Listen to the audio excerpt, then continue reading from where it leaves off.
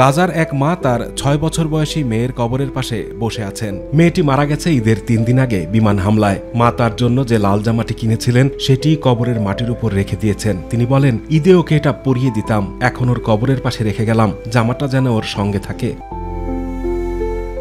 লাখো মুসলমান যখন ঈদ উল আজহা পালনে ব্যস্ত, তখন ফিলিস্তিনের গাজা এক মরুভূমির নিস্তব্ধতা হয়ে দাঁড়িয়ে আছে। সেখানে কোনো ঈদ নেই, আছে কেবল খালি পেটে দীর্ঘশ্বাস, ধ্বংসস্তূপে শিশুদের কান্না আর আশাহীন এক আক্ষেপ। রাফা, খান ইউনুস ও গাজা শহর সবখানেই মসজিদ ধ্বংস হয়ে গেছে। ঈদের নামাজ পড়া হয় খোলা মাঠে, কখনো কখনো ধ্বংসপ্রাপ্ত মসজিদের পাশে। বহু জায়গায় কোনো জামাতি হয় না, কারণ নেই নিরাপদ জায়গা, নেই ইমাম, নেই মাইক্রোফোন। শেকড় থেকে শিখরে।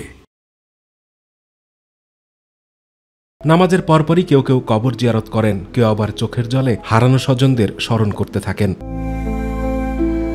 কোরবানি দেওয়ার মতো আর কিছুই নেই শুধু নিজেদের ছাড়া, কথাটি বলছিলেন গাজার এক মা। তার পরিবারের ঈদ মানে প্রতিদিনের ক্ষুধা, বোমাবর্ষণের আওয়াজ আর শিশুদের কান্না। 2 বছরের আলমা দিনভর কাঁদছে শুধু 1 বোতল দুধের জন্য। মাসের পর মাস 1 ফোঁটা দুধ মেলেনি। একদিনে একটি শসা আর 2টি টমেটো কিনে তা ছোট ছোট টুকরোয় ভাগ করা হয়, আর সেটিই হয় একমাত্র খাবার। গাজায় এখন শুধুই টিকে থাকার যুদ্ধ।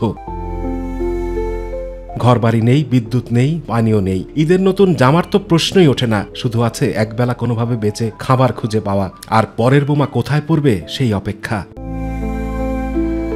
এমন পরিস্থিতির মধ্যেও ঈদের দ্বিতীয় দিনে শনিবার ইসরায়েলি বিমান বাহিনীর গোলাবর্ষণে অন্তত 75 জন নিহত হয়েছেন গাজায়। এর মধ্যে একটি আবাসিক ভবনে বোমা হামলায় নারী ও শিশুসহ একই পরিবারের 16 জন প্রাণ হারিয়েছেন। এই বর্বরতার শেষ কোথায়?